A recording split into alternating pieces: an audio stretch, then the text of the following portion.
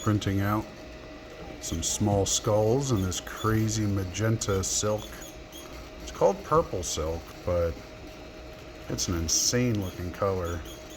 These guys over here are for a laptop cooling anchor for you put on the side of a laptop, and it holds it up so it cools better and air can get underneath of it. But I'm printing a couple of these little guys.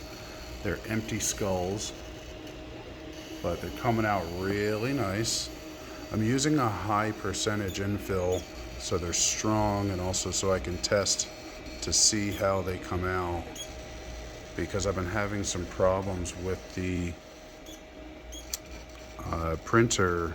Seems like it's shifting, and I think it has to do with either an infill percentage or a temperature, but we'll see how it comes out when they're done. But it is a crazy looking color, and the detail in that skull is really neat. But we'll see how it looks when it comes out. But it's very, very smooth.